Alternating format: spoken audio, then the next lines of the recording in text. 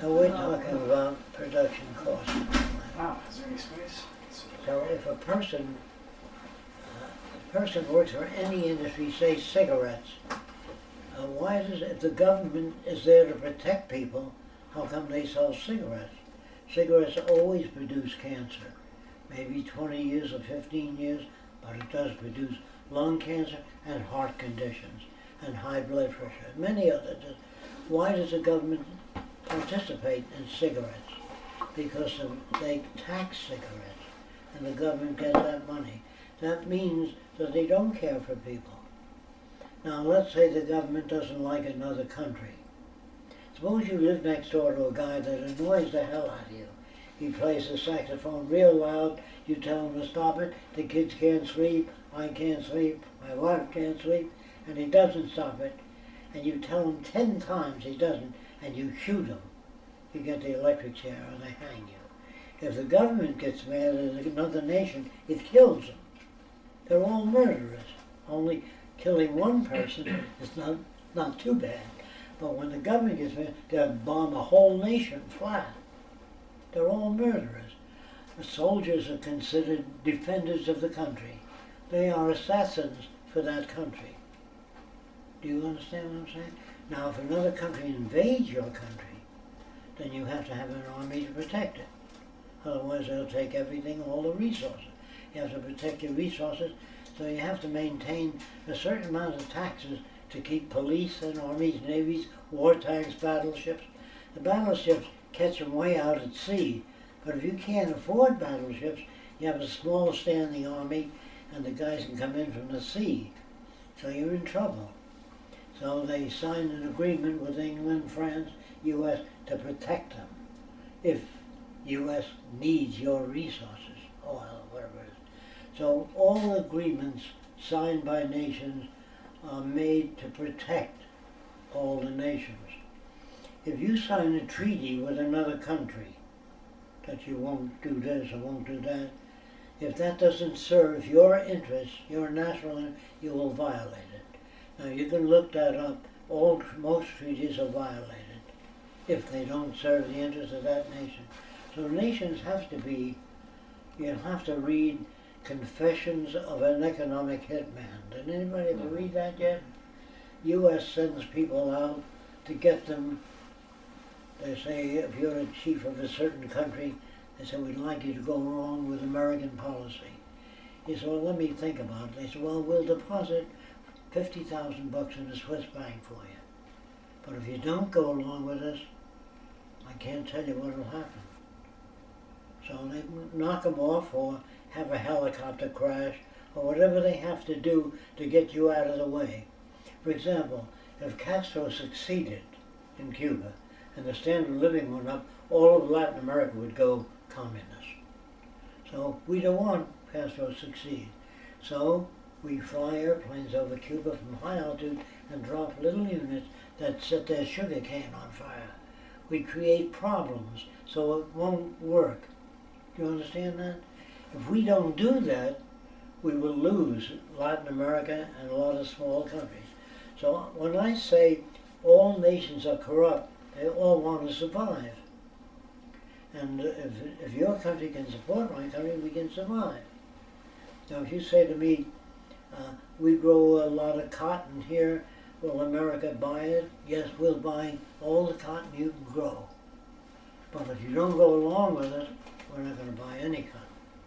And we'll even try to prevent other nations from selling you machines that process cotton. That's called withdrawal of efficiency. You know, they don't use those words. So we make it tough for people that don't sign agreements with us. But that's true for all countries. Now, to move from this country, from a money system to a resource-based economy, will not occur if people are working, have houses and cars, they're satisfied. And you can't afford to feel for every underprivileged person.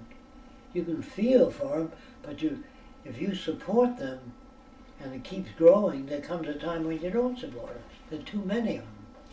In New York, when the Depression happened, when the banks fell, normal people bought apples and were selling apples. They were selling pencils, cups, all kinds of things, hot coffee. Now it was 25 cents, you got a sandwich, and a guy wore a tank around his neck with hot coffee. He turned the valve, you got coffee. And you got one sandwich, one cigarette, sealed, and one piece of chocolate for 25 cents. That was a growing business at that time. Another growing business during the Depression in America was sign painting, selling out, going out of business, half price. So they survived. If you study what survived during the Depression, you can make it for a while. Do you understand? But if you're charitable, when you meet a guy and says, brother, can you spare a dime for a cup of coffee? You say, well, okay. When there's 20 people, you'll let us have to do that. When 500 out of work, say, tough shit, tough on the guy. Or study a profession that'll get you going again. Well, during the Depression, there's only so much room for lawyers. I don't know if you know what lawyers did in New York during the Depression. They used to chase ambulances. You ever hear of that? To see if they get a guy that was injured, can I defend you against this corporation that ran into you, whatever happened. Lawyers be called ambulance chasers. You mean literally chased ambulances? What's that? You mean literally chased ambulances? I mean, I've heard the... Or if a guy was hurt, slipped in a department store, guy come over and says, I'm a lawyer, here's my card, we can sue the department store for slick tile floors. Whatever it is, lawyers make money on human misery in most instances. So, you say, well, what about patriotism? Patriotism is for suckers, country boys that want to travel, join the Navy and see the world. They used to write songs when I was a kid. I joined the Navy to see the world, and what did I see? I saw the Atlantic and the Pacific, but the Pacific wasn't terrific, and the Atlantic wasn't what it was cut out to be. That's the way the songs were at. And the American sailors used to go to China, mostly, and they'd buy a lot of stuff and give them coupons, cigar store coupons. You know what they are? Every time you buy a box of cigars, you save the coupons, and you send them in, and you get 2 cigars. So the Chinese didn't know the difference between $10 bill and a coupon. So they buy a lot of goods in China, and the Chinese hated the Navy. Can you understand that? Well, the Navy said, they're goddamn chinks, it doesn't make any difference. You understand?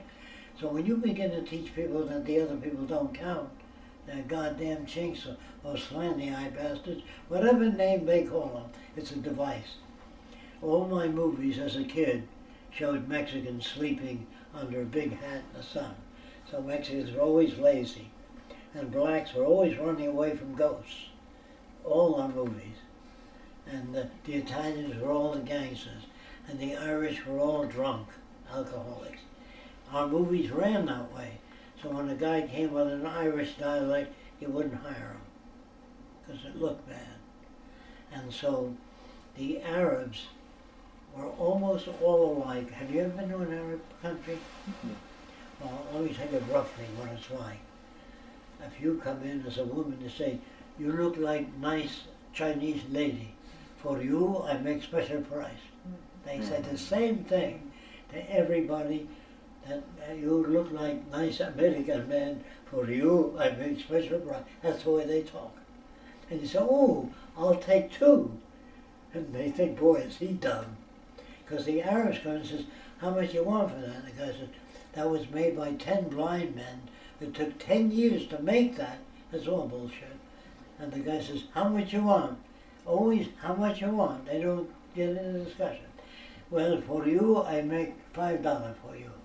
And the guy says, I give you $2. $2? No, and they argue for hours. When that guy comes to America, he goes to Sears and Roebuck, and he faces away from the product and says, how much you want for that? He faces away to show he's not that interested. The clerk doesn't even know. He picks it up and says, $8.95. I give you $2. And the son of a bitch foreigner. There's nothing the matter with the guy. Where he comes from, that's normal to bargain for hours. Do you understand that?